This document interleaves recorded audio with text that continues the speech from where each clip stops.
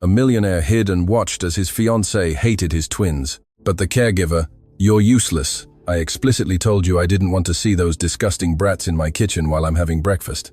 Genevieve's scream shattered the mansion's silence like glass hitting the floor. Ethan Beaumont froze. His hand, holding a bouquet of imported red roses, stopped inches from the doorframe. He had returned from his business trip to Toronto 3 days earlier than planned. He wanted to surprise his fiancée, wanted to hug his children, but what his eyes saw from the dimness of the hallway was not the family scene he had dreamed of during the flight back. It was a nightmare. In the center of the immaculate marble kitchen, under the cold morning light, Maya, the caregiver of barely 20 years, trembled. She wore her spotless blue uniform and the yellow rubber gloves she always used for cleaning, but now she wasn't holding a sponge. Her arms served as a shield. She clutched Liam and Noah, the barely 8-month-old twins, tightly to her chest. The babies cried, a muffled sob, out of pure terror, hiding their little faces in the young woman's neck. Genevieve, the woman Ethan planned to marry in 2 months, stood before them. She wore the emerald green dress he liked so much, but her face was that of a stranger. The elegance had vanished, replaced by a sneer of disgust and unbridled fury. "Miss Dubois, please lower your voice," Maya pleaded, her voice breaking, taking a step back until she hit the counter. "The children are getting scared. I just came for warm water for their bottles. I didn't know you were here." "Don't talk back to me, you stupid peasant." Genevieve took a threatening step forward, pointing a perfectly manicured finger at her. "This is my house, and I can't stand the noise of those creatures. Don't you understand that hearing them cry gives me a migraine? They're as unbearable as you." Ethan felt a punch to his gut. His house. Genevieve always said on camera, and to their friends, that she loved the twins as if they were her own. She said they were little angels, sent by God after the tragic death of Ethan's first wife. But there, without cameras, without an audience, the mask had fallen. "I'm sorry. I'm so sorry," Maya sobbed, trying to rock both babies at the same time. A titanic task. "We're going to the staff quarters now. We won't come out until you're done, I promise. Of course you're leaving, but first, clean that." Genevieve pointed to a small, imperceptible water stain on the floor. "I can't let them go now, Miss Dubois. They're very upset. If I let them go, they'll cry louder," Maya said, her eyes full of tears. "I don't give a damn if they cry or if they choke," Genevieve screamed, and with a sudden movement, she grabbed a hot coffee mug from the table and hurled it to the floor near Maya's feet. The porcelain shattered, and the dark liquid splashed onto the caregiver's shoes and the baby's legs. The twins' cries turned to screams. Ethan had to bite his lip until he tasted the metallic tang of blood to keep from bursting in at that instant. His fists clenched with such force that the rose stems broke in his hands. He needed to see how far this woman's malice went. He needed to know who he had brought into his home. Maya didn't move to save herself, nor did she even look at her stained shoes. Her first instinct was to turn sharply so that not a single fragment of porcelain reached the children. "You're crazy," Maya cried, forgetting the hierarchy for a second. "You could have burned them. They are Mr. Beaumont's children." The mention of his name made Genevieve let out a cold laugh, devoid of any human emotion. "Mr. Beaumont isn't here," Genevieve roared, approaching the girl dangerously. "That idiot is closing deals in London to pay for my credit cards. He doesn't see what happens here. He believes what I tell him to believe.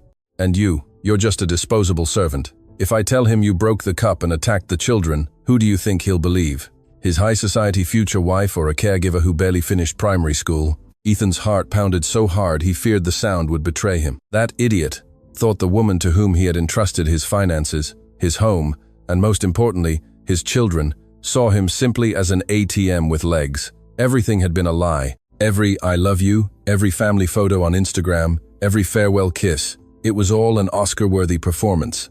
"Please, let us go," Maya begged, hugging the children so tightly that her knuckles under the yellow gloves turned white. "I won't tell Mr. Beaumont anything. Just let us go." Genevieve smiled, and it was the cruelest smile Ethan had ever seen. "Oh, darling, you're not leaving yet." Genevieve walked to the fridge and pulled out a carton of cold milk. "You said you came for milk for the bastards, right?" "They're his children." "Don't call them that," Maya whispered. "They're the children of a dead woman and a man who is never around. They're genetic errors that get in my way." Genevieve spat with contempt. "You want milk? Have your milk." Without warning, Genevieve uncapped the carton and began pouring cold milk over Maya's head. The white liquid soaked her hair, her blue uniform, and dripped onto the baby's blankets. The cold made the children scream even louder. Maya closed her eyes and endured. She didn't move. She didn't let go of the children. She accepted the humiliation. She accepted the cold and the contempt, turning her own body into a human umbrella so the milk wouldn't touch little Liam and Noah's skin. Ethan felt a solitary tear roll down his cheek. It wasn't from sadness. It was from pure, volcanic rage. But also, for the first time in months, he saw the truth. While his silk-clad fiancée acted like a monster, the girl in the cheap uniform and rubber gloves acted with the dignity of a queen. "Now," Genevieve said, throwing the empty carton to the floor, "kneel and clean all of this with your tongue if necessary, and if I hear one more sound from those babies, I swear on my life I'll have you and your entire family reported to immigration services and your visas revoked before the sun sets." The order hung in the heavy kitchen air. "Kneel." The word resonated in Ethan's mind, still hidden behind the dividing wall, trembling with a contained fury that threatened to explode. He saw Maya's profile, soaked in milk, her hair plastered to her forehead, her eyes red, but maintaining a firm posture despite her fear. Maya looked at the floor, then at Genevieve, and finally down at the twins, sobbing in her arms. "No," Maya said. Her voice was low but firm. Genevieve blinked as if she hadn't processed the refusal. "What did you say?" "I said no," Maya repeated, looking up. Her dark eyes shone with new determination. "I can clean the floor, Miss Dubois. I can wash clothes, cook, endure your insults, and have food thrown at me. I need this job.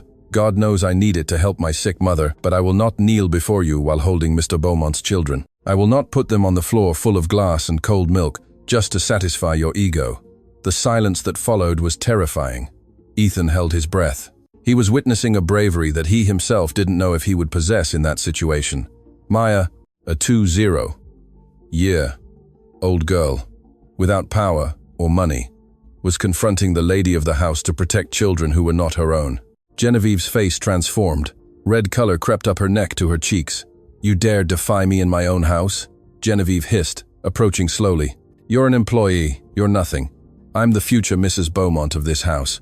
When I marry Ethan, the first thing I'll do is throw you out onto the street like the trash you are. And these children..." Genevieve looked at the twins with a blood-chilling coldness. "These children I will send to the furthest boarding school I can find in Switzerland. I don't plan to spend my best years looking after other people's brats."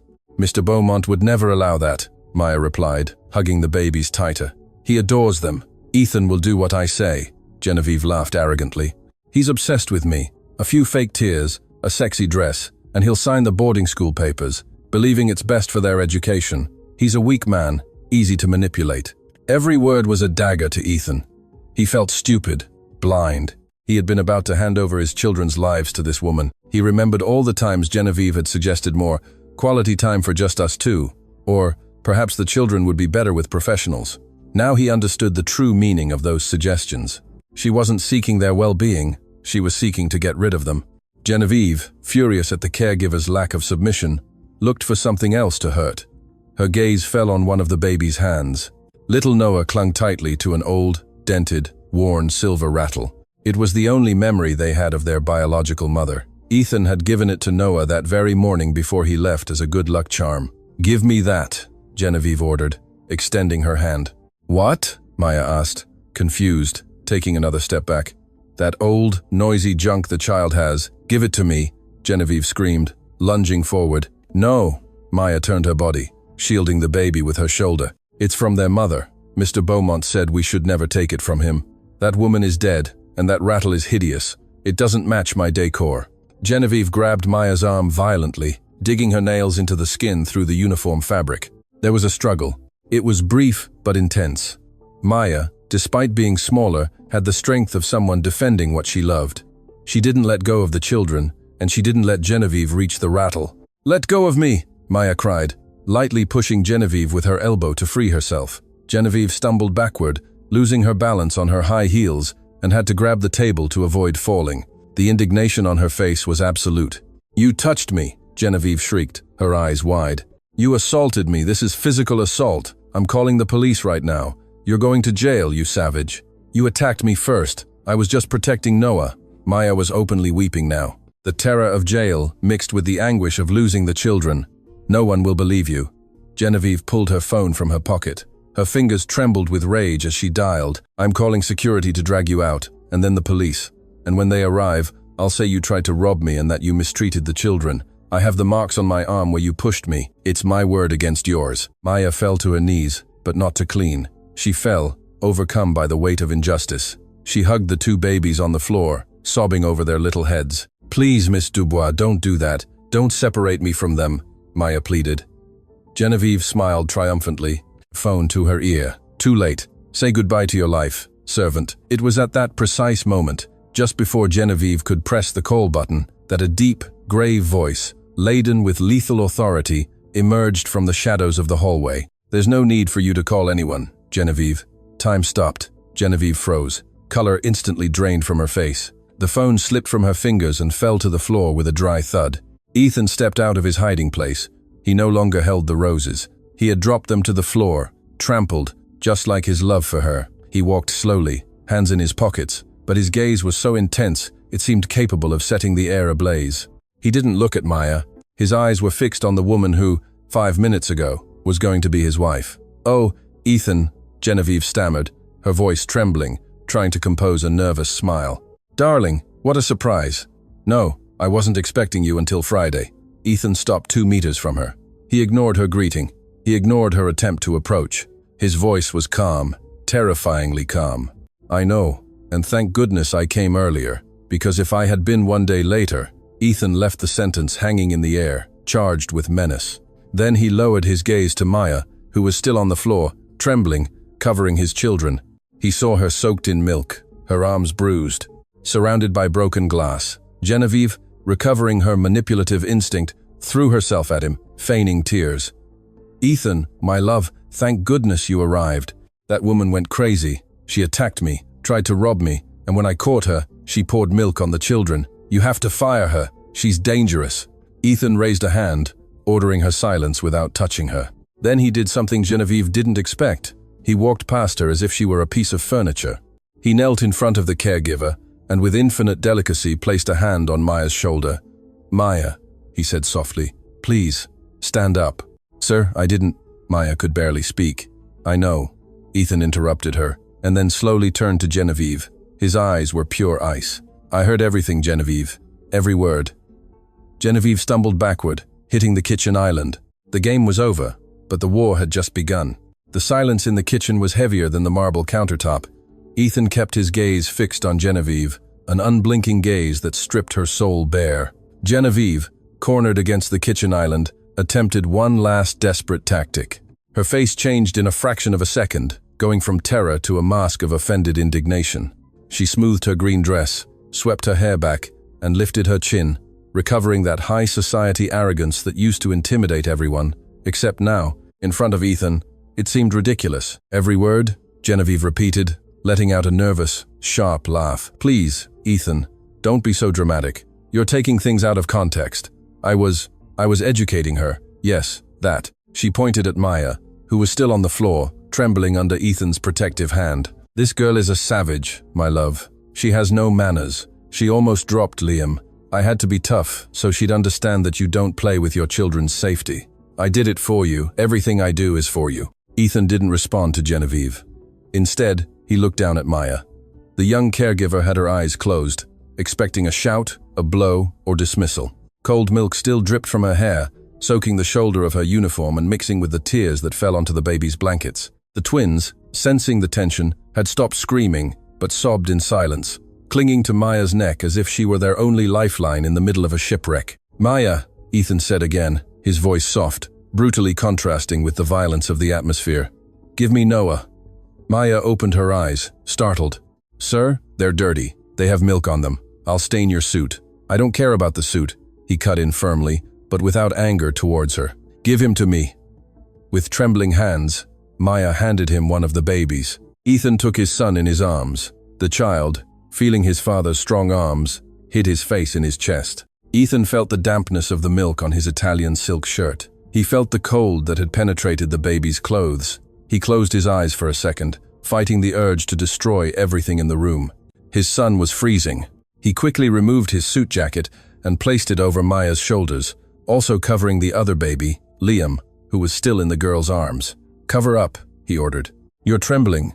Genevieve let out a strangled cry upon seeing this.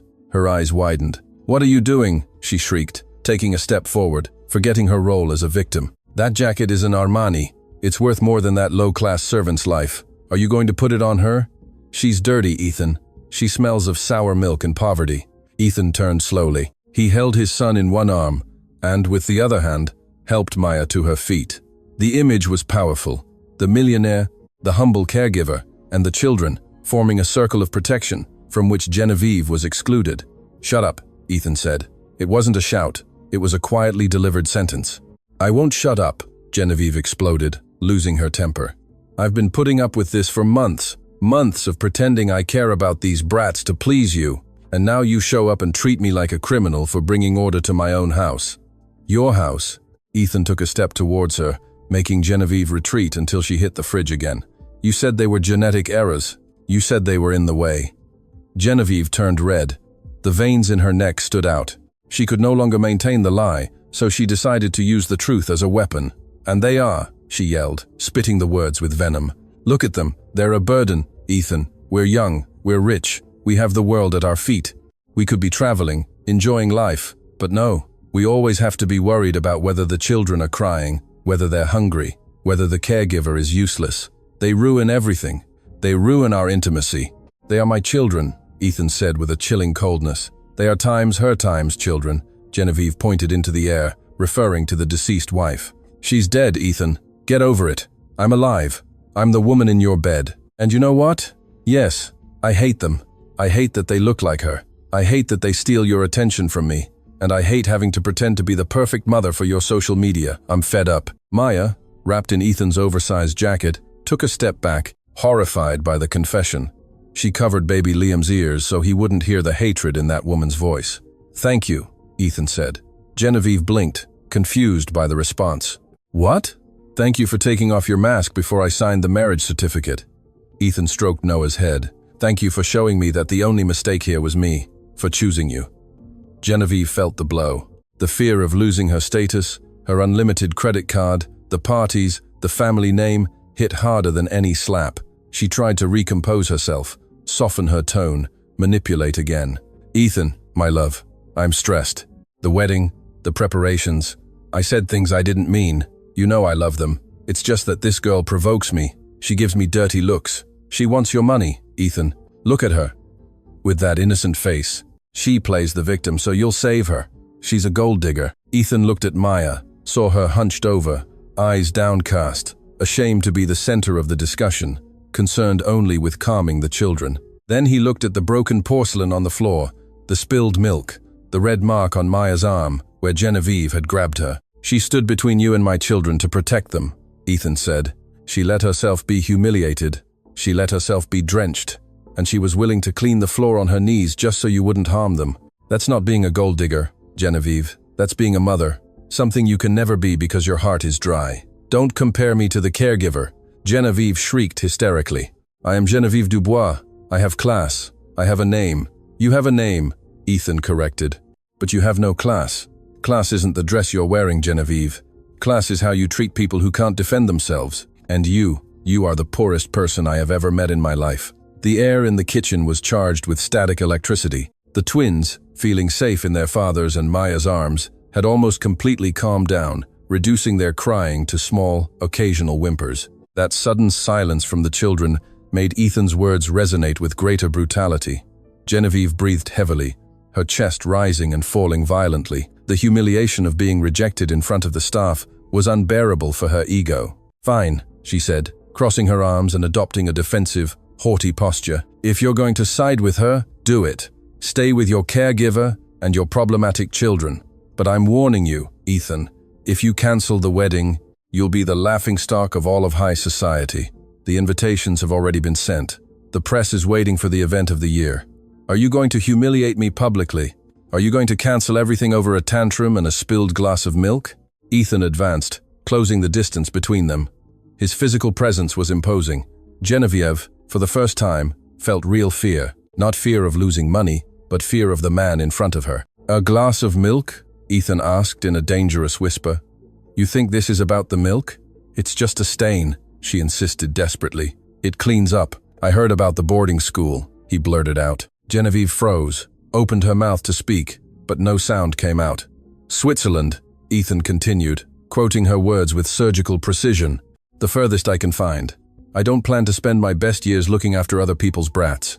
That's what you said. It was just a figure of speech, Genevieve stammered, backing up until her back hit the cold edge of the sink. It wasn't a plan. Ethan looked at her with disgust. You planned to get rid of my children as soon as you had the ring on your finger and my signature on the bank accounts. You planned to exile 2 8-month-old babies to another continent so you could live the luxurious life you think you deserve without hindrance. Ethan turned to Maya, who watched the scene with wide eyes, hugging Liam. Maya, how long has this been going on? He asked. Maya hesitated. She looked at Genevieve, who shot her a furious glance, a silent warning of times if you speak, I'll kill you. But then Maya looked at Noah in his father's arms and Liam in her own. She remembered the discreet pinches, the times Genevieve forgot to feed them when Ethan wasn't home, the screams when they cried. Since you started going on trips, sir, Maya whispered, her voice trembling but clear. She doesn't touch them, doesn't hold them, and if they cry, she turns up the music volume so she can't hear them. She forbade me to tell you anything. She said that if I told you anything, you would fire me because you love her, and no one would believe me. Ethan closed his eyes for a moment, assimilating the guilt. He had left his children in the lion's den.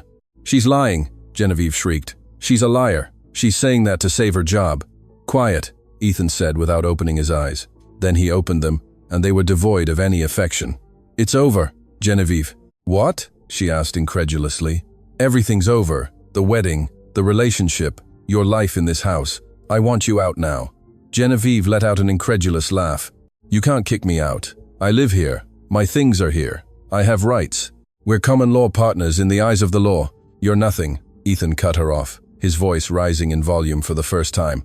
You're a visitor who stayed too long. This house is in my name, and I have cameras, Genevieve. The color drained from Genevieve's face so fast it looked like she was going to faint. Cameras, she whispered. I installed a new indoor security system before I went to London. I wanted to be able to see the children from my phone when I missed them, Ethan explained, enjoying the terror in her eyes. I didn't have time to review them on the trip because I was in non-stop meetings. But now I wonder what I'll see if I review the recordings from the last week. How many times you yelled at them? How many times you left them crying? How many times you humiliated Maya? Genevieve looked towards the corners of the ceiling, searching for hidden lenses. She knew she was lost. If those recordings existed and came to light, she wouldn't just lose Ethan. She'd lose her reputation, her friends, her social status. She'd be branded a child abuser. Ethan, her tone changed radically. Now it was pure pleading. Please, you can't do this to me, baby. Let's talk privately. Let's get the caregiver out and talk like adults. I promise I'll change. I'll go to therapy. It's the stress, I swear. I love Liam and Noah. I just need help. Don't kick me out like this. Where will I go? Ethan looked at the woman crying crocodile tears in front of him. He felt nothing, neither love nor hatred, only an immense urgency to remove that toxin from his home. I don't care where you go, he said, but you won't spend another minute under the same roof as my children. He turned to the kitchen door, where Sergeant Miller, the head of security, alerted by the screams, had just appeared with a worried look. Miller, Ethan called. Yes, sir, the stout man replied, looking at the confused scene. The milk on the floor, the crying fiancé, the boss with a baby. Escort Miss Dubois out, Ethan ordered. Right now. Don't let her go upstairs. She leaves with what she's wearing. What? Genevieve shrieked, clutching the counter. My jewelry, my clothes. I have designer dresses up there. You can't steal my things. I'll send your things in boxes to your mother's house tomorrow, Ethan said, turning his back on her to walk towards Maya. Except the ring. Ethan stopped and turned one last time. He extended his hand. The ring, Genevieve. Give it to me. Genevieve covered her left hand with her right. The 5-carat diamond glittered under the kitchen light. It was her trophy, her life insurance. No, she said, her gaze crazed. It's a gift, it's mine. It's an engagement, Ethan said, approaching her with a firm step. An engagement you broke the moment you poured milk boiling with hatred onto the woman who cares for my children. Give it to me. Or I'll have Miller call the police and report you for domestic assault and theft. I have the evidence. You choose. You leave without the ring, but with your freedom. Or you leave in handcuffs? Genevieve looked at Miller, who waited with a serious face. She looked at Ethan. She looked at Maya, who watched her with a mixture of fear and pity. With an animalistic cry of frustration, she tore the ring from her finger and threw it with all her might. The ring hit Ethan's chest and fell to the floor, rolling until it stopped near Maya's milk-stained shoes. "I hate you," Genevieve screamed, her face disfigured by rage. "I hope you're miserable with your bastards and your caregiver. No one will ever love you like I do." "Get her out of here, Miller," Ethan said without even bending down to pick up the diamond. His attention was now completely focused on something else. As Genevieve's screams faded down the hallway towards the front door, the kitchen fell into a sudden silence. Ethan let out the breath he hadn't realized he was holding. His shoulders dropped. He turned to Maya. She was still standing, holding Liam, wrapped in the oversized jacket. She was trembling, not from cold, but from the adrenaline rush. "Are you all right?" Ethan asked, approaching her with a gentleness that seemed impossible in the same man who had just executed an emotional sentence. Maya looked up. Her dark eyes were full of tears. "Sir, the ring is very expensive. It's there on the floor." Ethan looked at the diamond lying in the puddle of milk. Then he looked at Maya, at her hands red from work and effort, at her uniform dirty from protecting his family. "Leave it there," Ethan said. "There are much more valuable things in this kitchen than that piece of carbon." Maya looked at him without understanding. Ethan approached and carefully wiped a drop of milk from the cheek of the baby she held. "Forgive me, Maya," he said, looking her in the eyes. "Forgive me for not having been here. Forgive me for bringing that monster into our home." Maya shook her head, sobbing. "You don't have to apologize, sir. I was just afraid they would take the children." "No one is taking them," Ethan promised. "As long as I live, no one will harm them, and no one will harm you either." At that moment, Ethan saw something that broke his heart. Now that the adrenaline was fading, Maya winced in pain as she adjusted Liam. The jacket slipped a little, revealing her forearm. There, on the pale skin, dark bruises began to form, perfectly shaped like Genevieve's fingers, the marks of loyalty. Ethan felt his fury return, but this time, it was different. It was a protective fury. "You're hurt," he said, gently touching near the bruise. "It's nothing, sir. Just a squeeze."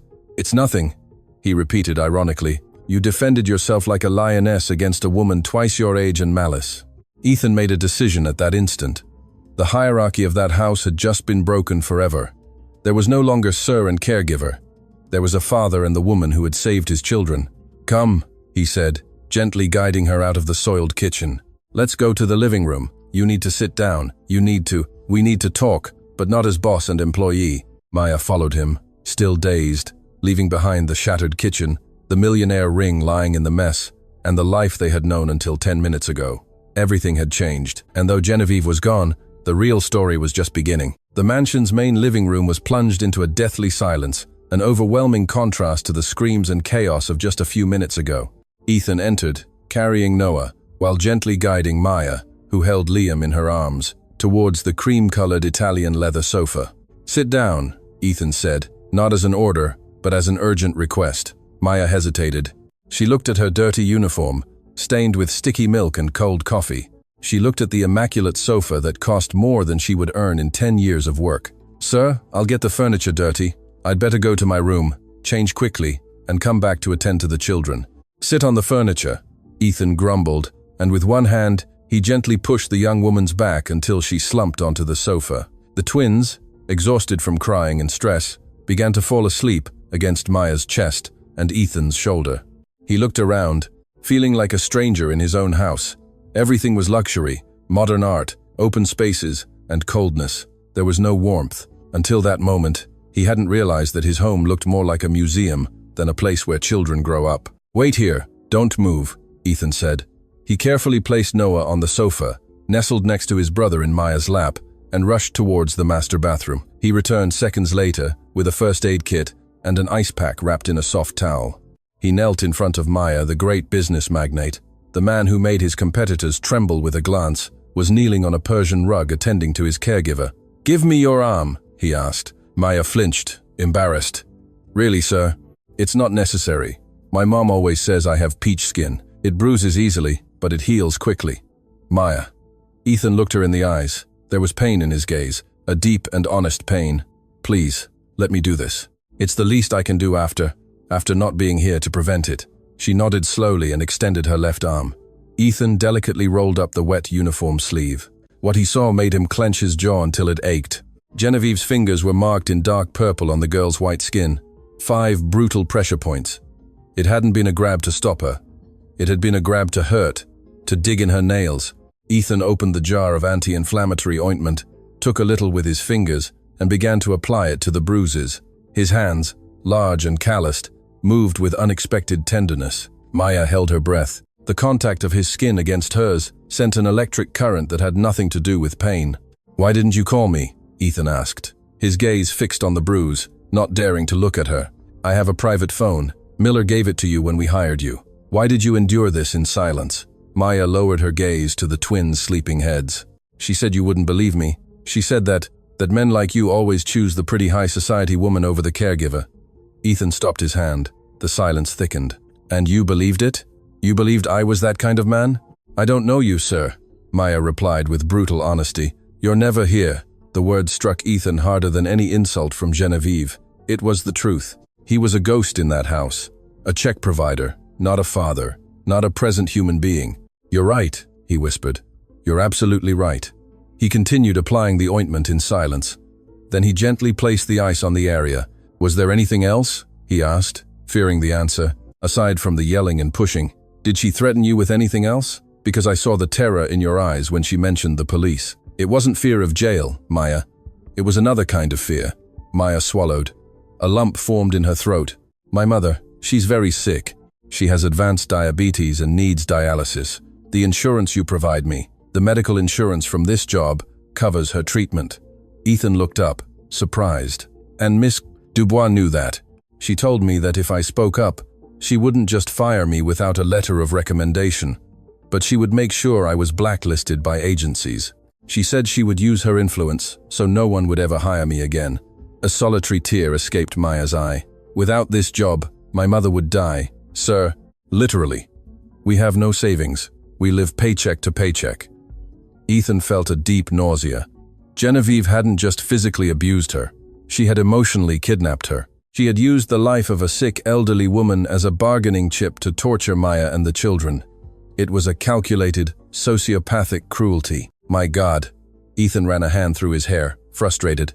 "You endured having hot milk thrown at you, being humiliated, being treated like an animal, just to save your mother and to protect them." Maya stroked Liam's back. "If I left, who would take care of them? She would leave them in the crib for hours, sir, hours, with dirty diapers. She would stick the tablet with noisy videos right in their faces to make them shut up. I couldn't leave them alone with her. I preferred to endure her blows than to leave your children defenseless." Ethan stood up abruptly and walked towards the large window overlooking the garden. He needed air. He needed not to break something. He felt like the smallest man in the world. He, with his millions, his private jets, and his companies, had not protected his family. The one who had done it was a 20-year-old girl earning minimum wage and living in fear of losing her mother. The moral debt he owed her was immeasurable. He turned to her. The sunset light poured through the window, illuminating Maya and the children on the sofa. They looked like a Renaissance painting, the Virgin and Child, but dressed in a stained blue uniform. "Maya," Ethan said firmly, "listen to me carefully. As of today, your mother's treatment will be my responsibility. Private care, the best specialists. It won't depend on insurance or a job. I will pay for it personally for life." Maya's eyes widened, shaking her head. "No, sir. I'm not telling you this to ask for money. It's not an offer," he cut her off. "It's the least I can do. You saved my children when I was too busy making money. You were their mother when their biological one was gone, and the one I chose turned out to be a monster. I won't allow you to ever be afraid for money again." "Mr. Beaumont, I don't know what to say." "Don't say anything. Just let me help you now." Ethan returned to the sofa and sat beside her, maintaining a respectful distance. "Let me hold Liam. Your arm is hurt. You shouldn't exert yourself." Maya nodded and carefully handed him the sleeping baby. As he made the transfer, their hands brushed again. This time, neither of them pulled away immediately. There was a second, a brief and imperceptible second, where the invisible barrier between boss and employee completely dissolved, leaving only a man and a woman united by love for 2 defenseless children. "They're heavy," Ethan murmured, looking at his son's peaceful face. "How do you manage to carry both of them and the weight of this house's secrets?"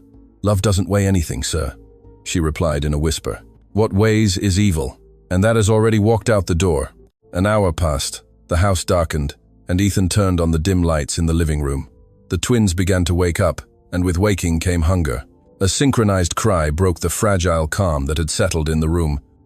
They're hungry, Maya said, trying to get up quickly, but she winced in pain as she put weight on her injured arm. Stay, Ethan ordered, raising a hand. You're hurt. I'll do it. Sir, with all due respect, Maya looked at him with doubt. Do you know how to prepare bottles? They have an exact formula measurement, and the water temperature has to be precise. If it's too hot, they'll get burned. If it's cold, they'll get colic. Ethan stopped halfway to the kitchen. He froze. Did he know? Of course, he didn't know. He had never prepared a bottle in his life. There had always been someone else to do it. A nurse, Maya, or Genevieve's false promise that she would take care of it. It's water and powder, right? He asked, feeling ridiculous. Maya offered a shy smile, the first Ethan had seen on her in months. It was a small smile, but it lit up her tired face. It's a little more complicated than that, sir. Allow me to guide you. I'll tell you what to do. You be my hands. They went to the kitchen, the scene of the crime. The floor had already been cleaned by staff who entered silently while they were in the living room, but the atmosphere still felt heavy. Maya sat on a high stool at the island, away from where the assault had occurred, while Ethan rolled up his silk shirt sleeves to his elbows. First, wash your hands thoroughly, she instructed. Ethan obeyed. He washed his hands with the seriousness of a surgeon before open-heart surgery. Ready. Now, take the bottles from the sterilizer. Don't touch the nipple with your fingers. Hold them by the plastic ring. Ethan struggled with the sterilizer. It seemed like NASA technology to him. When he finally managed to pull out 2 bottles, he almost dropped one. Damn. Sorry, he mumbled, looking at the children crying in their nearby high chairs. Relax, sir. They sense your nerves. Breathe, Maya said calmly. Now the water has to be purified water. Heat it for 20 seconds in the microwave. No more than 20 seconds. Then test it on your wrist. It should feel warm, not hot. The process was a comical and revealing disaster. Ethan spilled formula powder on the black countertop. That's gold dust, sir. It costs a lot, Maya joked nervously, and he laughed for the first time. He burned his wrist with the first water test. He used the wrong lid, but in the midst of that domestic chaos, Ethan felt something he hadn't felt when closing million-dollar deals in London or New York. He felt useful. He felt like a father. That's good, Maya approved when he finally achieved the perfect mix. Now shake them gently, not like a cocktail, sir, or you'll fill their tummies with air circular movements. Ethan shook the bottles with absolute concentration. All right, dinner is served, gentlemen, he said, turning to his sons. He handed a bottle to Maya so she could feed Liam, and he took Noah. He sat on the stool next to her. At first, Noah rejected the nipple, crying and looking for Maya. He doesn't want me, Ethan said with a sharp pain in his chest. He knows I'm a stranger. It's not that, Maya said softly. It's that you're tense, your muscles are stiff. Relax. Cradle him in the crook of your arm, close to your heart. Let him hear your heartbeat. That calms them. Ethan took a deep breath. He released the tension in his shoulders. He looked at his son not as an heir, but as a baby who needed love. Hello, Noah, he whispered. I'm Dad. Sorry for being late. The baby calmed down upon hearing the deep, soft voice, opened his mouth, and accepted the bottle. His little hands clung to Ethan's index finger, squeezing it tightly. Ethan felt his eyes fill with tears. He looked beside him. Maya fed Liam with innate naturalness and grace. She hummed a lullaby from her heritage, a sweet and melancholic melody that filled the emptiness of the kitchen. What song is that? Ethan asked in a low voice. My grandmother used to sing it to me, she said. It's about a mother who works hard to bring things to her child. Ethan observed the scene, the 2 babies eating, the soft kitchen light, the humble girl humming. He realized that this was the image of family he had been desperately searching for in fashion catalogs and high society parties. And yet, he had it right there, invisible, hidden in the staff quarters. Maya, he said suddenly. Yes, sir. What did they eat when Genevieve wouldn't let you feed them? The question broke the magic of the moment, bringing back the raw reality. Maya stopped humming. I saved food from my lunch, fruit, crackers. Sometimes I borrowed milk from the pantry when she was napping. That's why I told you I went for water this morning.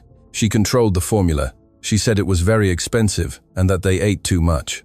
Ethan's anger, which had calmed with the task of the bottles, reignited, but this time it was a cold, calculating anger. She rationed my children's food.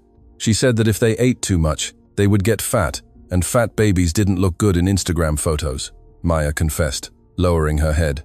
She said they had to be aesthetic. Ethan squeezed the bottle so hard that the plastic creaked. Aesthetic? He repeated with disgust. My God, I was about to marry a sociopath. Sir, Maya hesitated before speaking. Is there anything else? Ethan looked at her, fearing what else there might be. Tell me everything. Don't hide anything else. The children's room. You never go in there, do you? No, almost never. Genevieve said it was her territory, that she decorated it, and didn't want me to mess anything up. You should go see Noah's crib, Maya said mysteriously. Under the mattress.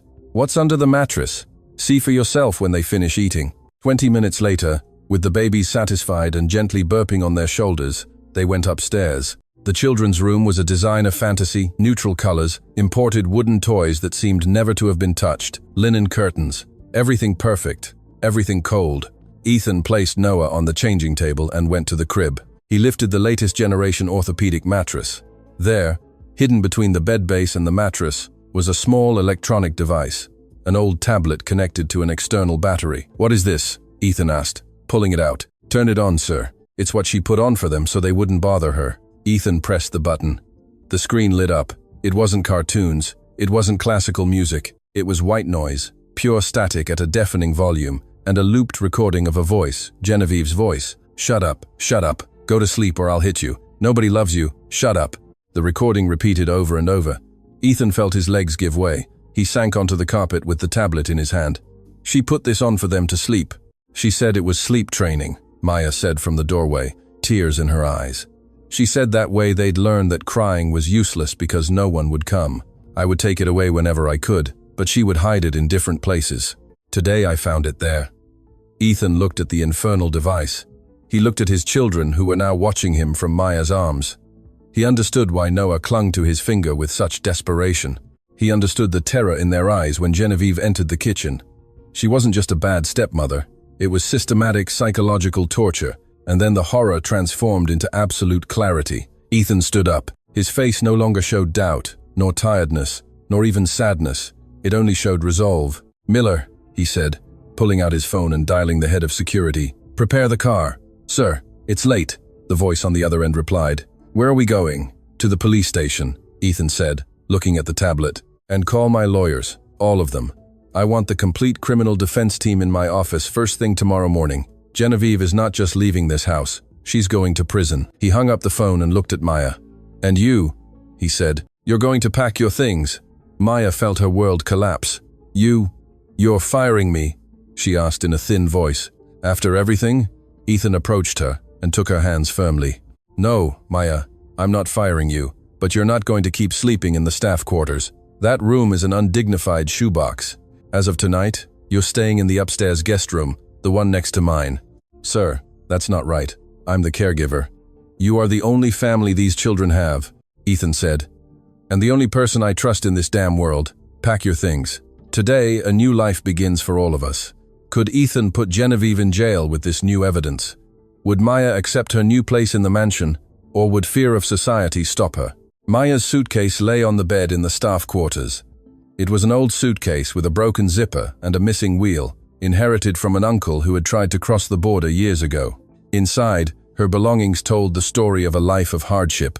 3 worn blue uniforms, 2 changes of street clothes, bought at the flea market, a yellowed Bible, and a framed photograph of her mother smiling before diabetes consumed the sparkle in her eyes. Maya folded her last sweater with one hand, wincing in pain.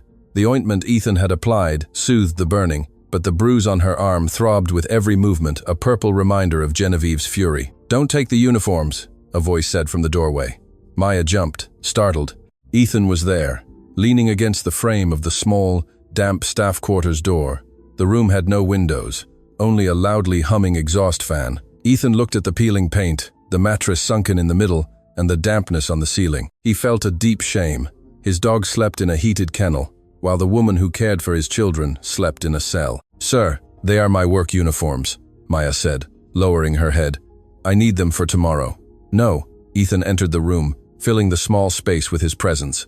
Tomorrow you won't clean. Tomorrow you won't cook. Tomorrow you'll be busy. Busy? Maya looked at him with fear. wondering if he meant finding another job. Ethan shook his head. A sad half-smile crossed his face. Busy being a witness and busy resting. Throw those uniforms away or burn them. I don't want to see you dressed in blue and yellow ever again. That color is the color of your servitude in this house. And that is over. He took the old suitcase from the bed with surprising ease. Come on. The children are already asleep upstairs. Miller will stand guard in the hallway all night. The journey from the basement, where the staff quarters were, to the upstairs floor was like crossing an invisible border between two worlds. They went up the service staircase, crossed the immaculate kitchen, and ascended the grand marble staircase.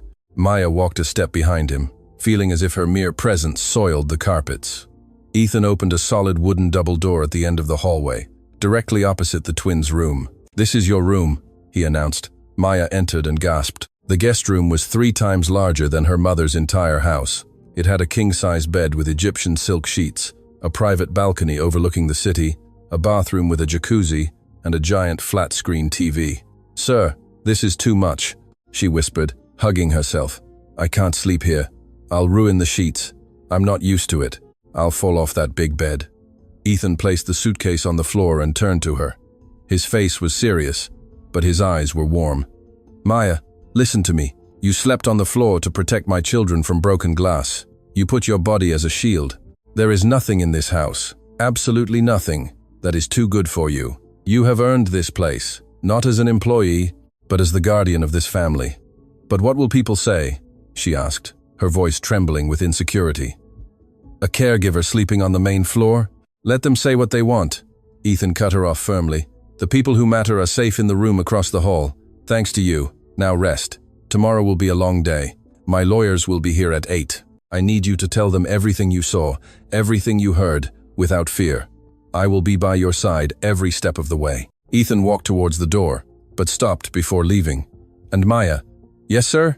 Thank you. You already told me, sir." "It's not enough," he said. "It will never be enough." He closed the door softly. Maya was left alone in the immensity of luxury. She timidly approached the bed and touched the duvet. It was soft as a cloud. She sat on the edge, not daring to get in yet. She took her mother's photo from the suitcase and placed it on the mahogany bedside table. "Mom," she whispered to the air. "I think God sent us an angel, or maybe he just sent us a man who finally opened his eyes." Meanwhile, in his downstairs office, Ethan didn't sleep. He sat in front of 3 high-resolution monitors. Beside him, an open but untouched bottle of whiskey. On the central screen, the kitchen security video played over and over. The exact moment Genevieve poured the milk. The moment she grabbed Maya's arm. The moment she confessed her hatred for the bastards. Ethan watched the images with clinical coldness. There was no pain in his chest, only strategy. He was building the case. He had sent the files to his head of security and his lead lawyer, the feared Miss Evelyn Reed, known in the city as the Shark. His phone vibrated on the desk. It was a text message from Genevieve. Genevieve's message. 2:14 a.m. You're an idiot. You don't know who you've messed with. If you think I'm going to leave quietly, you're very wrong. Tomorrow, the whole country will know what kind of monster you are. Get ready for hell, darling. Ethan read the message without blinking. He typed a quick reply, but didn't send it. He deleted it. Silence was his best weapon for now. "Hell," he murmured to himself, looking at the screen where Maya hugged his children under the milk rain. "You don't know hell, Genevieve, but I promise you, tomorrow, I'm going to give you a guided tour." He turned off the monitors. The house was silent, but it was the calm before the storm. Ethan went upstairs, checked on the twins who were sleeping peacefully without white noise, without cursed tablets, and then stopped in front of Maya's door. He listened for a moment. Nothing. He hoped she was sleeping. He went to his room, but left his door open. For the first time in years, he wanted to be able to hear if anyone cried in the night. The morning sun poured through the mansion's windows, but the day didn't bring peace. It brought war.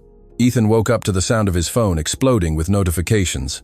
It was 7:00 a.m. He had 50 missed calls, 20 from journalists, 10 from business partners, 5 from his mother, Eleanor, who lived in Paris, and 15 from Miss Reed. He jumped out of bed, his heart hammering. Something had happened, something serious. He ran downstairs to the kitchen, stopping short at the threshold. Maya was there.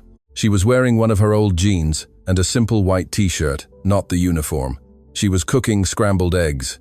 The twins were in their high chairs laughing and banging on the table with plastic spoons. The scene was domestic, peaceful, beautiful. But Maya's face was pale, distraught.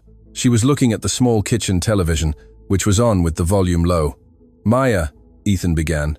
She turned, her eyes full of tears. "Sir, you have to see this. I'm so sorry. I didn't do anything. I swear." Ethan looked at the screen. It was the country's most watched morning gossip show, Morning Insight. In the center of the set, sitting on a white sofa, was Genevieve. But it wasn't yesterday's furious Genevieve. It was a distraught Genevieve. She wore a simple black dress, no makeup, her hair deliberately disheveled. She held a tissue in her hand, wiping away invisible tears. The ticker on the screen read, "Exclusive, The Nightmare of Genevieve Dubois, the Millionaire and the Caregiver, a plot of abuse." Ethan turned up the volume. "And I only wanted to be a mother to those children," Genevieve said on TV, her voice breaking. "I loved them as my own, but he, Ethan, is a violent man. He has anger issues, and she," Genevieve paused dramatically. "That woman, the caregiver, Maya, she has him bewitched." The presenter, with a face of false indignation, asked, "Are you saying there's something going on between Ethan and the caregiver?" "Of course," Genevieve sobbed. "I found them yesterday in the kitchen. They were together, very close. When I confronted them, Ethan went crazy. He hit me. He kicked me out of my own house with nothing. He took my ring, my jewelry, my dignity. That woman is a manipulator. She got into my bed and turned my children against me. I'm afraid for the safety of those babies. That woman is not competent. She's a savage who came from nowhere." Ethan felt his blood boil. The audacity of the lie was stunning. Genevieve was reversing roles with Machiavellian precision. "Sir, they're saying I'm your mistress," Maya sobbed in the real kitchen, turning off the stove with trembling hands. "They say I'm a homewrecker. If my mom sees this, she'll have a heart attack." "No one will believe that garbage," Ethan said, clenching his fists. At that moment, the house intercom rang insistently. Sergeant Miller, the head of security, spoke over the loudspeaker. "Mr. Beaumont, we have a problem. There are 5 TV news vans outside the gate and about 20 photographers blocking the driveway. They're shouting Miss Sharma's name. They want a photo of the mistress." Maya covered her face with her hands and slid to the floor, hiding behind the kitchen island. "They're going to kill me. They're going to destroy me. I have to go, sir. I have to go out the back door before this gets worse. I don't want to ruin your life." Ethan walked over to her, grabbed her shoulders, and lifted her firmly. "Look at me," he ordered. "Look at me, Maya." She looked up, terrified. "You're not going anywhere. You haven't done anything wrong. You are the victim here, and today the whole world will see it. But she's Genevieve Dubois. She's famous, beautiful, rich. They believe everything she says. No one will believe me. I'm nobody. You are the woman who saved my children," Ethan said. "And I am Ethan Beaumont, and I have something Genevieve forgot. I have proof." The front doorbell rang.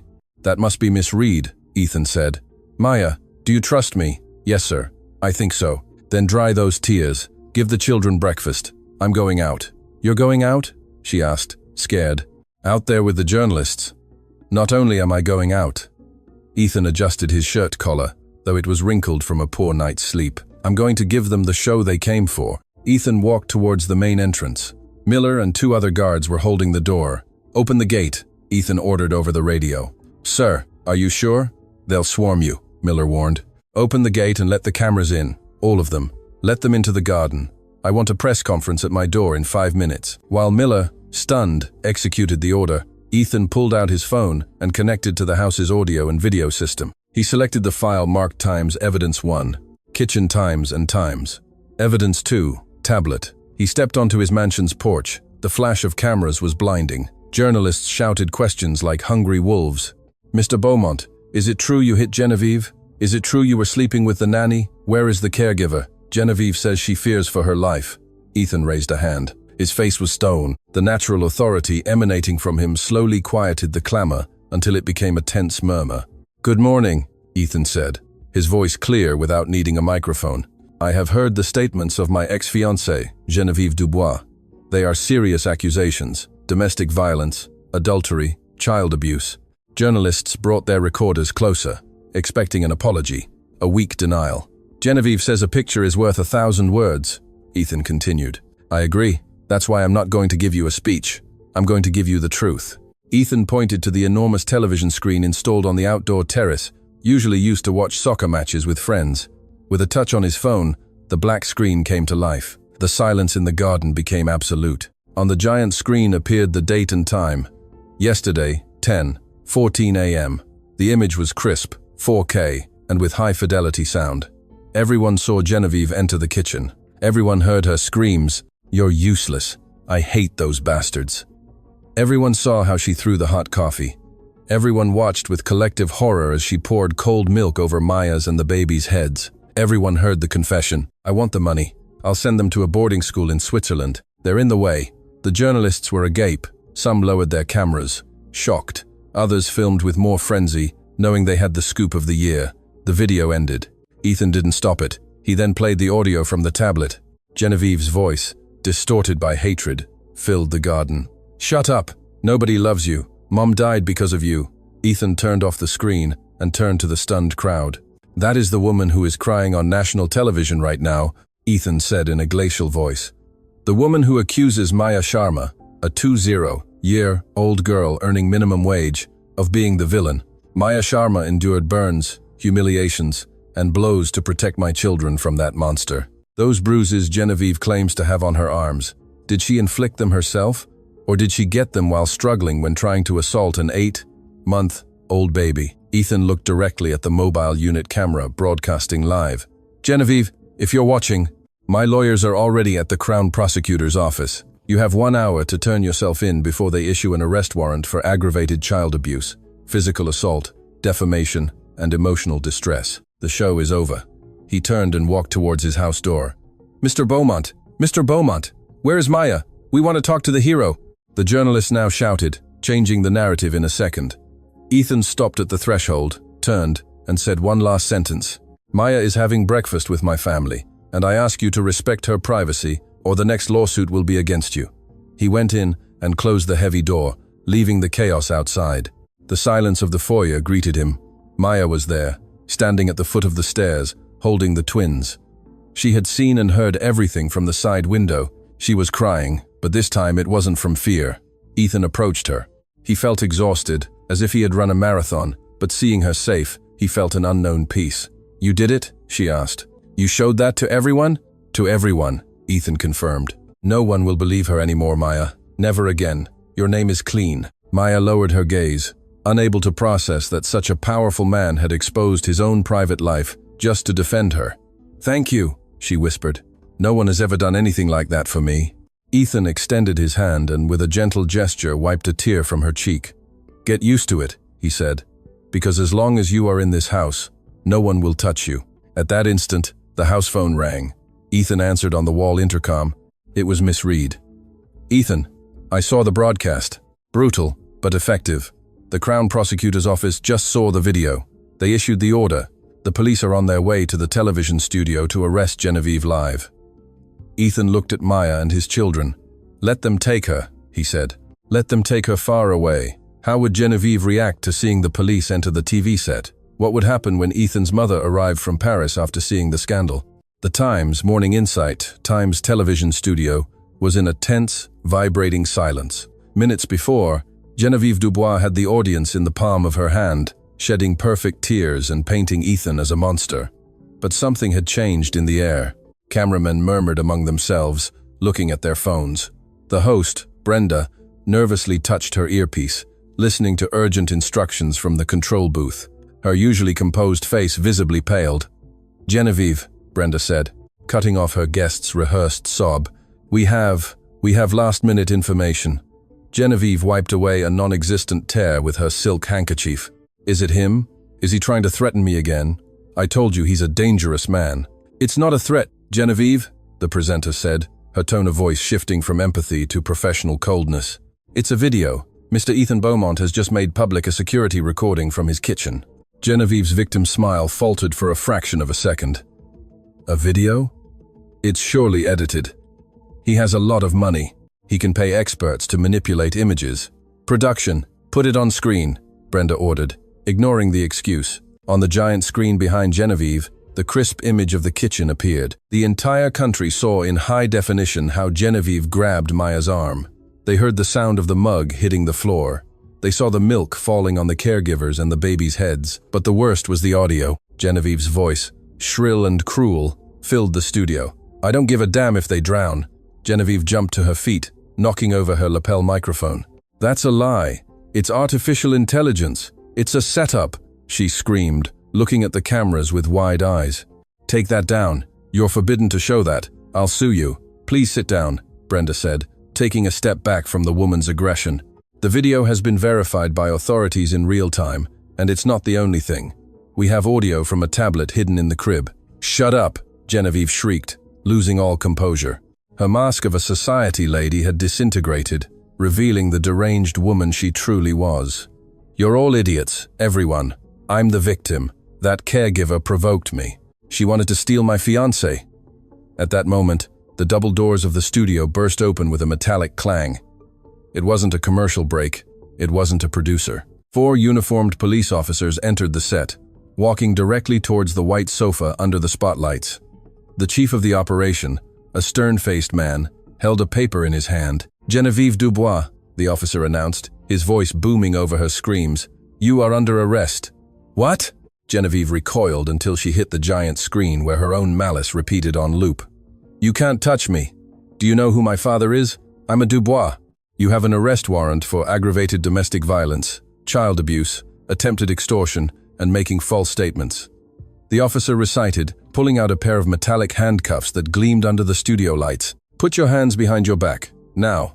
"No, Ethan," she cried to the camera as if he could hear her. "Ethan, tell them to stop. It was a joke. I was just nervous about the wedding. I love you, my love. Forgive me." The officer didn't wait any longer. He grabbed her arm, the same arm with which she had hurt Maya, and spun her with professional force. The sound of the handcuffs clicking shut was the most satisfying sound the national audience had heard in years. "You're hurting me, brute." Genevieve began to kick as 2 officers dragged her towards the exit. Her designer heels slipped on the polished studio floor. "Let go of me. I'll destroy you. I'm rich. I have rights." The camera followed the scene until Genevieve disappeared down the hallway, screaming obscenities that had to be censored and beeped by the production. In the Beaumont mansion, Ethan pressed the red button on the remote control. The living room screen went black, silencing the last screams of his ex-fiancée. The silence that followed was absolute, but this time it was a silence of peace, of cleansing. Ethan turned on the sofa. Beside him, Maya sat with her hands covering her mouth, trembling, not from fear, but from the emotional release of seeing that for the first time in her life, money had not bought impunity. "They took her," Maya whispered incredulously. "They really took her." "I told you no one would touch you again," Ethan said softly. "And I told you she would pay." Maya lowered her hands. Her eyes shone with new tears. "Sir," she cried his name in the end. "She said she loved you. She loves no one, Maya, not me, not the children, not even herself. She only loves power, and she just lost everything." Ethan stood up and poured himself a glass of water. His hands trembled slightly. He had maintained the facade of an iceman in front of the press and his employees. But inside, he was shattered. He had been about to marry that woman. He had let that woman sleep under his roof. Guilt was an acid burning in his stomach. "Sir," Maya's voice pulled him from his thoughts. She had stood up and was standing beside him. "Thank you," she said. It was a simple word, but laden with infinite weight. "You saved my life today. Not just my job, my life. If she had won, I don't know what I would have done." Ethan looked at her. He saw the young woman in her simple clothes, and her hair pulled back in a messy ponytail, who had shown more courage than all the businessmen he knew. "No, Maya." Ethan shook his head, and, without thinking, placed a hand on her shoulder. "You saved mine. You saved my children. I just did what any decent father should have done a long time ago." Suddenly, a cry was heard from upstairs. The twins had woken from their nap. The sound that once caused terror in the house, for fear of Genevieve's reaction, now sounded simply like what it was. Life, babies calling for their parents. "I'll go," Maya said instinctively, taking a step towards the stairs. "No," Ethan stopped her. "Let's both go." They went up the stairs together, not as boss and caregiver, but as a team, as a strange, broken, and mended family beginning to heal. That night, for the first time in months, the Beaumont mansion didn't feel like a cold museum. It felt like a home. Ethan ordered pizza, something Genevieve had forbidden due to calories and grease smell, and they ate on the living room rug with the babies crawling between cardboard boxes and toys. Maya laughed when Noah got tomato sauce on his nose, and Ethan found himself laughing with her. A deep, rusty laugh he hadn't used in years. It seemed like the happy ending. It seemed the storm had passed, and the sun was finally shining. But Ethan had forgotten one detail, an important detail. The news of Genevieve's arrest hadn't just been seen in Montreal, it had been broadcast internationally, and on an estate outside Paris, an elegant 6'5" old woman had watched the images with a glass of wine in her hand and an expression of glacial fury on her face. Eleanor Beaumont, Ethan's mother, wasn't worried about her grandchildren's well-being. She was worried about the family name, and for her, scandal was an unforgivable sin. Ethan thought the war was over. He didn't know the true matriarch was packing her bags. 3 days passed, 3 days of unreal and wonderful calm. The atmosphere in the house had changed radically. The heavy curtains that Genevieve kept closed to protect the furniture from the sun were now wide open, letting light flood the rooms. The pretentious classical music had been replaced by children's songs, and sometimes by the quiet radio Maya liked to listen to while cooking. Yes, Maya still cooked, even though Ethan had told her it wasn't necessary. "I can't sit around all day, sir," she had told him with a shy smile. "I go crazy. Besides, you need to eat real food, not those gourmet dishes that are just for show." So Ethan, the millionaire who used to eat in the city's most exclusive restaurants, now found himself coming home early from the office to have chicken stew with rice and handmade tortillas by Maya, and it tasted like heaven. Maya had also changed. She no longer wore the uniform. Ethan had ordered a selection of comfortable and beautiful clothes from a local boutique. At first, she refused, saying it was too expensive, but he insisted, saying it was part of the new security protocol. Now she wore soft cotton blouses, comfortable pants, and sneakers. She looked younger, more alive, and Ethan found himself looking at her more than he should when she played with the children in the garden. That Thursday afternoon, the scene in the living room was perfect. Ethan was sitting on the floor trying to build a block castle with Liam, while Maya read a story to Noah on the sofa. "Then the prince defeated the dragon," Maya read in a sweet voice, making exaggerated gestures that made the baby laugh. Ethan smiled watching them. He thought about how ironic it was. He had sought a perfect wife in high society circles, looking for education, lineage, and beauty, and had found coldness and cruelty. And here, in the woman who cleaned his floors, he had found everything that truly mattered: warmth, loyalty, and an instinctive maternal love that couldn't be learned in any Swiss boarding school. "Sir," Maya said, noticing his fixed gaze, blushing slightly. "Call me Ethan," he corrected for the umpteenth time. "It's difficult, Ethan." She tried the name. It sounded sweet on her lips. "I wanted to ask you, do you think the children should start swimming lessons? I read it's good for their motor development." And the sound of the main doorbell cut off the conversation. It was a long, insistent, authoritarian ring. It wasn't the mailman. It wasn't a social visit. It sounded like a demand. Ethan frowned. Miller hadn't warned him of any visit. He stood up, shaking the dust off his pants. "I'll see who it is. Stay here." He walked towards the foyer. Before he could reach the door, it opened. Miller was there, looking panicked, trying to stop someone, but failing miserably. "Miss Beaumont, please wait. Mr. Beaumont didn't know." A woman entered like a hurricane of Chanel and disdain. Eleanor Beaumont, tall, slender, with perfectly coiffed grey hair and a tailored suit that cost more than Miller's car. Her eyes were identical to Ethan's, but hard as steel. "Get out of my way," Eleanor snapped at the guard, and then fixed her gaze on her son. "Ethan, Mom?" Ethan froze for a moment. He hadn't seen her in 2 years. She hated traveling to Montreal. She said it was too chaotic. "What are you doing here? Why didn't you call?" "Call?" Eleanor let out a dry laugh, dropping her crocodile skin handbag onto an antique table with a loud thud. "For what? So you could hide your mess? I had to find out from the European news that my son, the heir to the Beaumonts, has turned his life into a cheap soap opera." Eleanor walked towards the living room, ignoring Ethan's attempt at a hug. Her heels resonated on the marble like gunshots. She entered the living room and stopped short. Her gaze scanned the room with laser precision. She saw the toys thrown on the floor, unacceptable clutter. She saw the pizza box from the night before that they hadn't thrown away yet, an act of vulgarity. And finally, she saw Maya.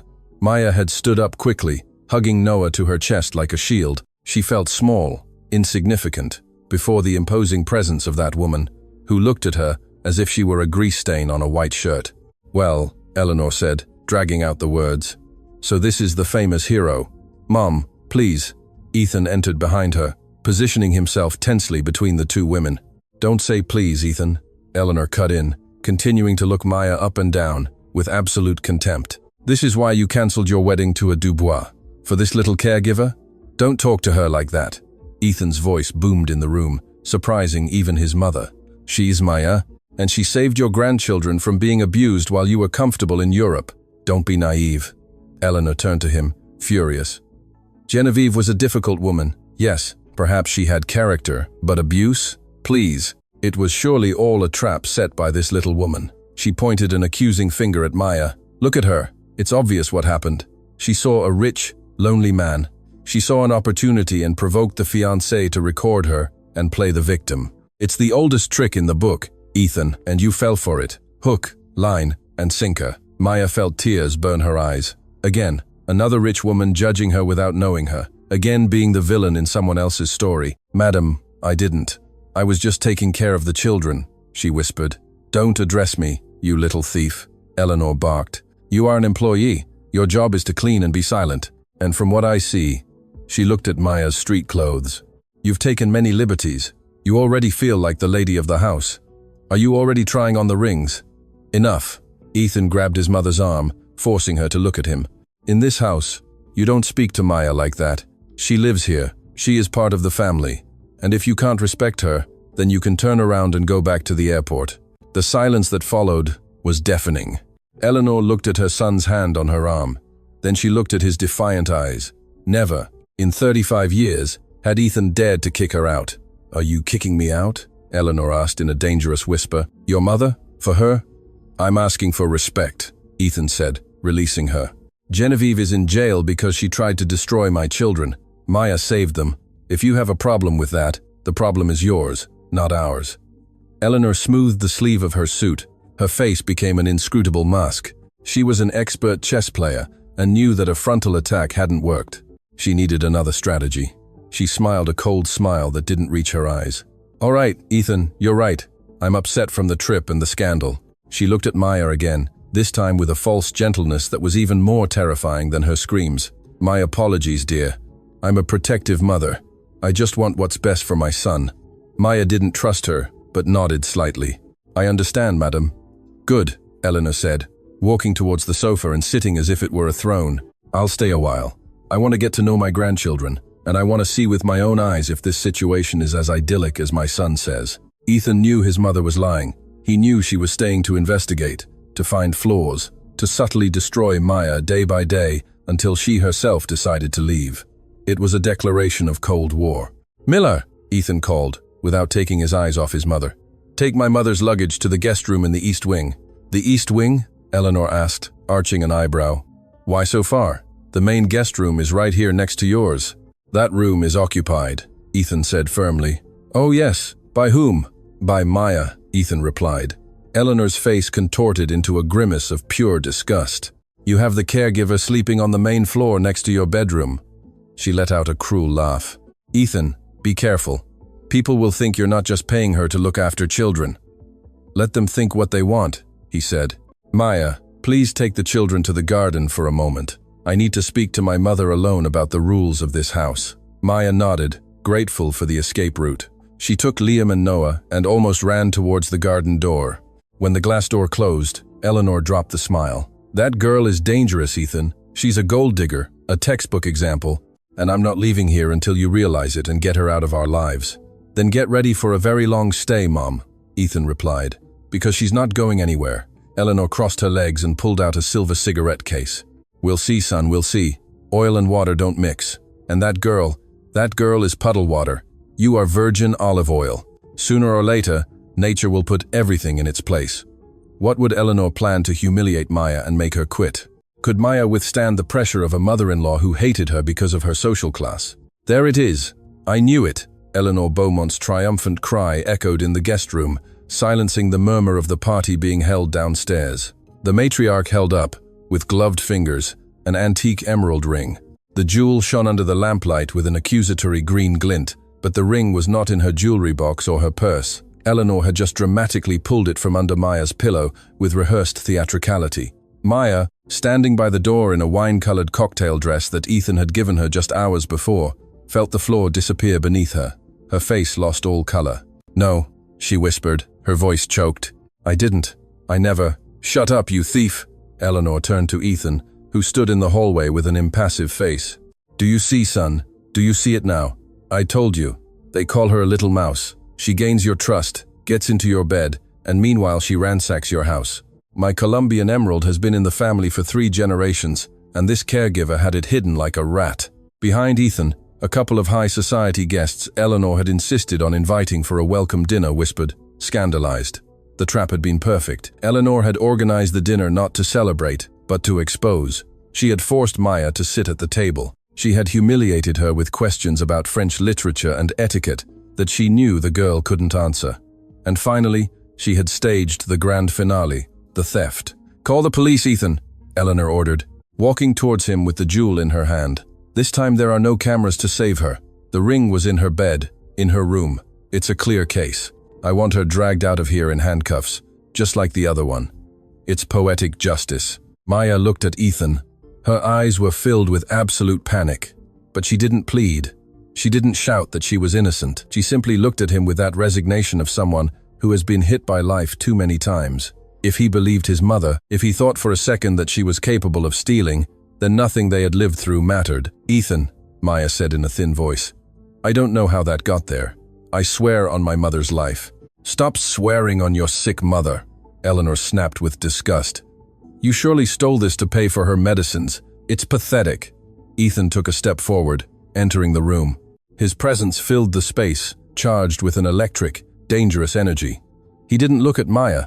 He looked directly at his mother. "You found it under the pillow?" Ethan asked in a casual, almost bored tone of voice. "Yes," Eleanor pointed to the unmade bed. "I lifted the pillow and there it was. Irrefutable proof." Ethan nodded slowly. He put his hands in his suit pants pockets. "It's curious." "What's curious?" Eleanor asked impatiently. "That your mistress is a thief is not curious. It's a crime." "It's curious," Ethan repeated, approaching the bed. "Because Maya hasn't been in this room since 2 p.m.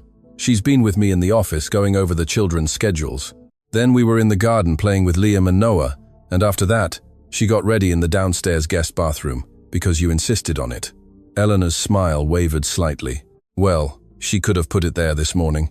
"Impossible," Ethan said, "because you were wearing that ring at 5 p.m. I saw it when you came down to criticize the floral arrangements." Eleanor stiffened. "Perhaps it fell off, and she found it and hid it. Don't try to defend the indefensible, Ethan. The jewel is in her bed." Ethan let out a brief, dry, humorless laugh. He pulled his phone from his pocket. "Mom, do you remember why Genevieve is in jail?" For the kitchen video," Eleanor replied, frowning. "And what does that have to do with anything?" "It has to do," Ethan said, unlocking the screen and projecting the image towards her, "with the fact that after what happened with Genevieve, I didn't just put cameras in the kitchen, I put cameras in the hallways and in the guest rooms." Eleanor Beaumont's face transformed. The perfect makeup seemed to crack under the weight of terror. "You have cameras here?" "For Maya's safety," Ethan clarified in a glacial voice. "I knew you would come for her. I know you, Mother. You're predictable." Ethan turned the phone so Eleanor and the curious guests could see the screen. The video showed the room just 20 minutes ago. It showed the empty room. Then the door opened. Eleanor Beaumont entered, looking back furtively. The elegant matriarch was seen taking the ring from her own neckline. She was seen lifting Maya's pillow. She was seen planting the jewel, and she was seen smiling at the mirror before leaving to start her scandal. The silence in the room was deadly. The high society guests backed away, looking at Eleanor with a mixture of horror and second-hand embarrassment. Being a classist was acceptable in their circle. Being a liar and a cheat caught on video was not. Maya let out the breath she was holding and brought a hand to her chest, bursting into silent tears of relief. "Ethan," Eleanor stammered, backing up until she hit the dressing table. That's manipulation. It's a misleading angle. I was just checking if the bed was properly made." "It's over," Ethan said. He put away his phone, and his voice dropped an octave, becoming formidable. "You have 1 hour." "What?" Eleanor blinked, not comprehending. "You have 1 hour to pack your bags and leave my house," Ethan sentenced. "Miller will take you to the airport. The private jet is ready to depart for Paris tonight. You can't kick me out, Eleanor shrieked, losing her composure. I'm your mother. I did this for you, to open your eyes. That woman is not for us, Ethan. You'll ruin the Beaumont name by mixing your blood with that of a caregiver.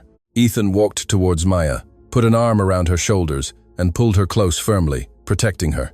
The Beaumont name was stained by cruelty and arrogance, he said. Maya is the only clean and decent thing that has entered this family in years. And if I have to choose between the family name and the woman who loves my children, the family name can go to hell. He turned to the guests who watched the scene with wide eyes. The dinner is over. Please, withdraw. Miller will escort you out along with my mother. Ethan, you'll regret this. Eleanor cried as Miller, with a serious face, entered the room to carry out the order. When she steals everything from you, don't come crying to me. Get her out of here, Miller, Ethan ordered, turning his back. They heard Eleanor's screams fading down the hallway, a mix of insults and threats that vanished downstairs. Ethan didn't move until the front door closed with a heavy thud, sealing his mother's fate out of their lives. The room fell silent. Only Maya's agitated breathing could be heard. She gently pulled away from Ethan's embrace, feeling unworthy of being so close. I'm sorry, she whispered. I'm sorry for causing this with your mother. She's your mother, Mr. Beaumont. You shouldn't have kicked her out for me. Ethan looked at her incredulously. You're still apologizing? He asked, shaking his head. She framed you for a crime, Maya. She humiliated you, and you're worried about my relationship with her. He approached her and took her hands. They were cold and trembling. Look at me, he asked. She looked up. Her dark eyes, lined with tears, were the most honest he had ever seen. No one will harm you ever again in this house. I promised you, and I keep my promises. But what will happen now? She asked. Miss Beaumont is gone. Genevieve is gone. You need someone of your level. I don't know about wines, or art, or how to talk to those rich people. I only know how to take care of Liam and Noah. Ethan smiled, a genuine smile that reached his eyes. And who said I want you to know about wines? The next morning dawned differently. The air in the mansion was lighter, as if the stone walls had released a centuries-old weight. There were no shouts, no judgments, no tension. Maya came down to the kitchen early, as was her custom. She wore jeans and a simple white blouse. Although Ethan had told her 1,000 times that she didn't have to work, her hands needed to be busy. She prepared coffee, cut fresh fruit, and began to warm the bottles. When she turned, Ethan was there. He wasn't wearing a suit. He wore linen pants and a rolled-up shirt. He was barefoot, looking human, accessible. Good morning, he said, leaning against the doorframe. Good morning, sir, she said, then corrected herself. Ethan, blushing. Ethan came in and poured himself a cup of coffee directly from the pot, without waiting for her to serve it. I need you to come with me to the office for a moment. The children are still asleep. I saw them before coming down. We have 10 minutes. Maya's heart skipped a beat. The office. That place always meant serious things. Firings, contracts, problems. Did I do something wrong? She asked automatically. Quite the opposite, he said, gesturing for her to follow him. Ethan's office was an imposing room, full of law and finance books, with a mahogany desk that looked like a fortress. But on the desk this time there were no computers or complicated legal contracts. There was a blue leather folder and a small velvet box. Ethan sat on the edge of the desk, not in his boss's chair, putting himself at the same height as Maya. Sit down, please. Maya sat in the visitor's chair, wringing her hands. Maya, last night I thought a lot. After my mother left, I realized something. This situation cannot continue as it is. Maya felt a chill in her stomach. Here it comes, she thought. He's going to tell me to find an apartment, that he'll give me money, but that I can't live here because people talk. I understand, Ethan. Don't worry, I can start packing today. I ask that you let me come see the children from time to time. I'll miss them very much. Ethan frowned, confused. Packing? What are you talking about? About leaving. You said the situation can't continue like this, and you're right. I'm the caregiver living in the guest room. It's strange. People talk badly about you. Ethan laughed, a soft laugh, and shook his head. Maya, I didn't bring you here to fire you. I brought you here to hire you, or rather, to partner with you. He took the blue folder and handed it to her. Open it. Maya opened the folder with trembling fingers. There were legal documents with official seals. She read the title, Full Adoption and Shared Guardianship Agreement. And below it, another document, Trust Fund, in the name of Maya Sharma. She looked up, not understanding anything. What is this? It's the future, Ethan explained in a firm voice. These papers say two things. First, that I have initiated the procedures for you to legally have guardianship of Liam and Noah in case something happens to me. You are their mother in everything but blood, and I want the law to recognize that. No one will be able to separate you from them, ever. Maya's eyes filled with tears. Me, guardian? But I'm poor. I don't have an education. You have more wisdom in your pinky finger than all the doctors I know. He cut her off. And the second paper is a trust fund. I put a significant amount of money in your name. It's not a salary. It's yours, so you can study whatever you want, so you can buy a house if you want, so your mother can have the best nurses in the world, so you can be free. Maya, I want you to stay here not because you have to for money, but because you want to. Maya closed the folder, overwhelmed. The money didn't matter to her, but the gesture of giving her power, of giving her freedom, was something no one had ever done for her. Why are you doing this? She asked, openly crying. Ethan stood up, walked around the desk, and knelt in front of her, taking her hands. Because you taught me that money is useless if you come home to an empty house. Because my children smile when they see you.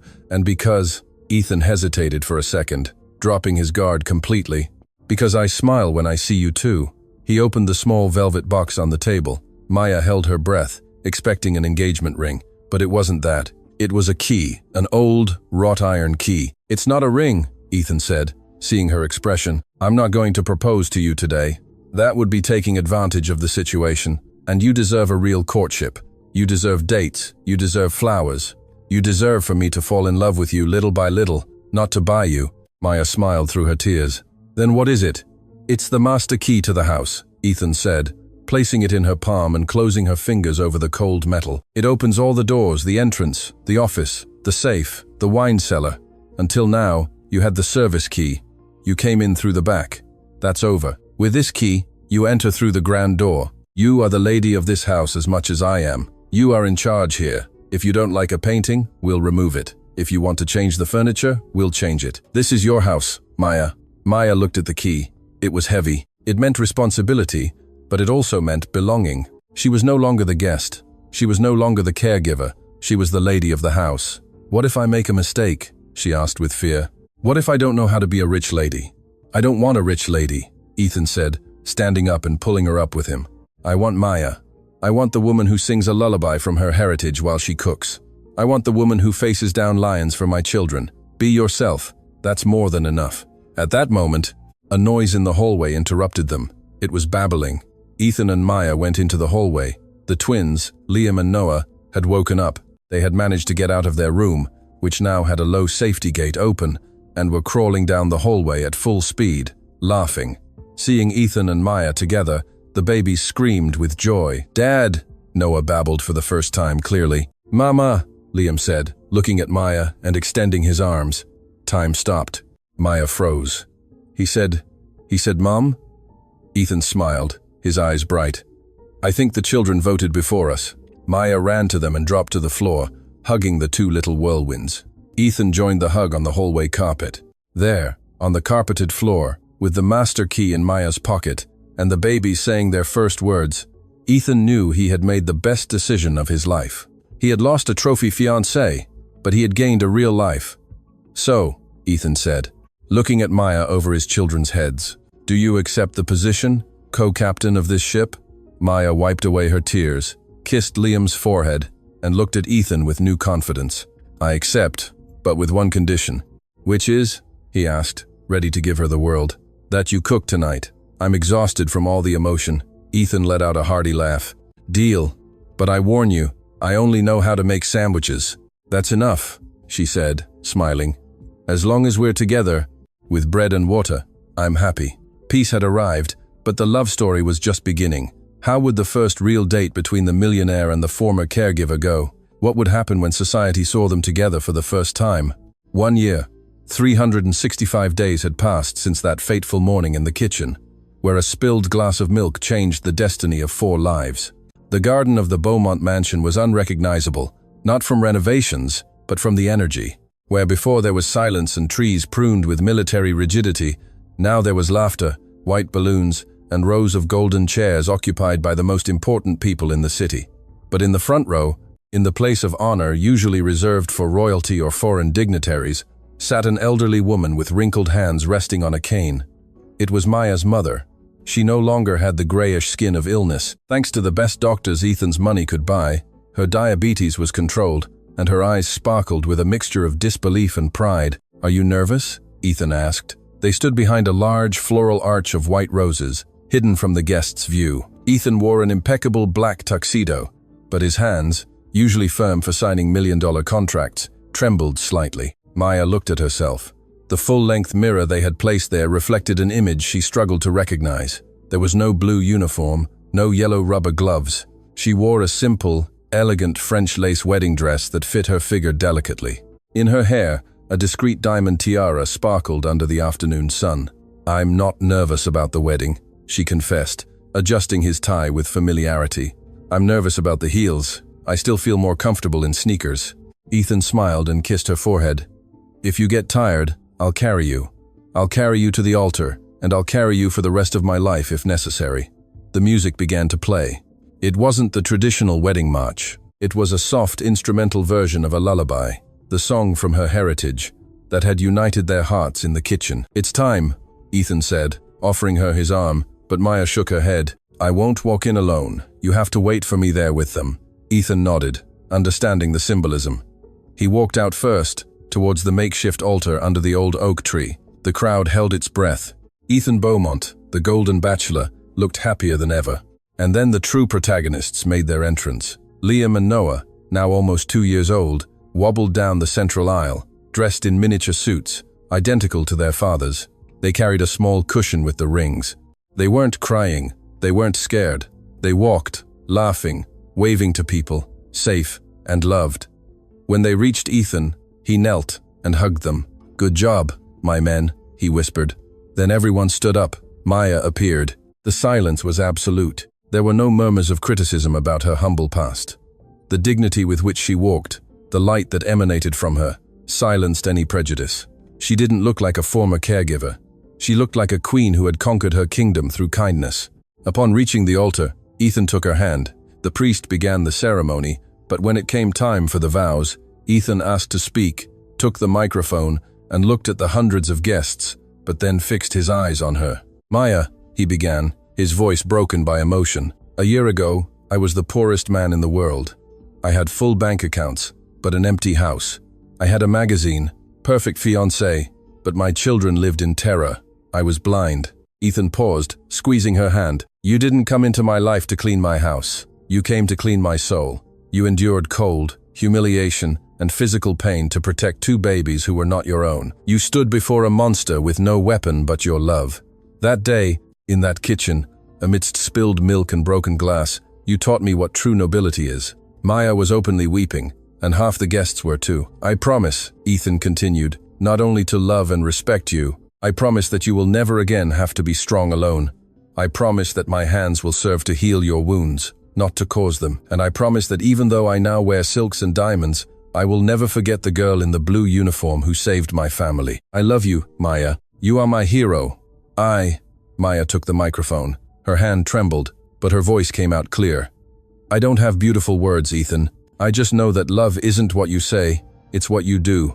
And you gave me back my dignity. You healed my mother. You loved my scars. I promise to take care of you, Liam and Noah, with every beat of my heart until God gives me life, because you are my true treasure."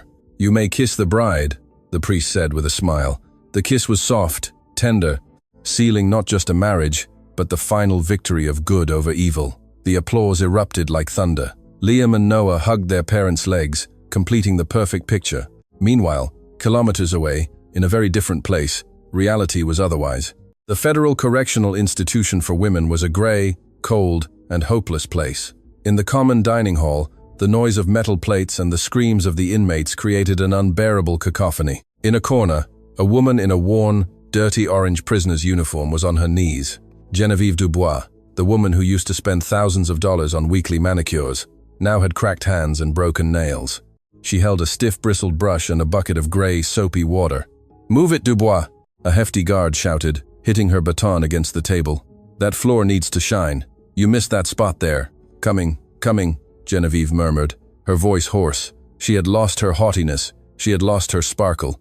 The prison and the inmates, who knew what she had done to babies, had taken care of educating her.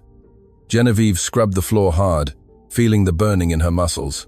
Then she looked up at the small television hanging on the cafeteria wall, protected by a metal cage. Entertainment news was on. The headline glowed in golden letters. The wedding of the year. Magnate Ethan Beaumont marries Maya Sharma, the woman who conquered his heart. Genevieve stopped scrubbing. She froze. On the screen, she saw Ethan kissing Maya. She saw the lace dress. She saw the twins healthy and happy. She saw the mansion she once thought was hers. And she saw in the front row the empty seat where she should have been. "That should be me," she whispered, a tear of rage and regret falling into the dirty water of the bucket. "All of that was mine." "What did you say, princess?" the guard barked. "Nothing." Genevieve lowered her head, returning to her reality. "Then keep scrubbing and clean my boots when you're done. Here, the only servant is you." Poetic justice closed in on her like a concrete slab. Genevieve, the woman who humiliated an employee, would now spend the rest of her youth cleaning others' dirt, trapped in the nightmare she herself created. Back at the mansion, the party was over, but the magic was not. Ethan and Maya sat on their bedroom balcony, gazing at the stars. The children slept peacefully in the next room, this time with the door open. No tablets, no fears. "What are you thinking about?" Ethan asked, stroking his wife's hand, where a simple gold band now shone, just as she had requested. Maya sighed, resting her head on his shoulder. "I'm thinking life is strange. Sometimes you have to get lost to find yourself. Sometimes you have to hit rock bottom for someone to take your hand and lift you to heaven." "You never hit rock bottom, Maya," he said, kissing her hair. "You were always above all of us. It just took me a while to look up." Maya smiled and looked towards the dark garden. In the distance, she saw the small basement window of the staff quarters where she used to cry and pray. The light was off. That room no longer existed. Now it was a toy storage room. "Ethan," she said. "Yes." "Can I make you breakfast tomorrow?" Ethan laughed. "Maya, you own half my fortune. You have chefs at your disposal. Do you really want to cook?" "Yes," she said firmly. "Because love tastes better when it's made with your own hands, and besides, no one makes scrambled eggs like I do." Ethan hugged her tightly, feeling that finally, after so many years of coldness and loneliness, he had come home. "Deal, Mrs. Beaumont, deal." And so, under the moonlight illuminating the mansion, which ceased to be a house and became a home, the story of the caregiver and the millionaire came to an end, or rather, to the beginning of their true life. The end.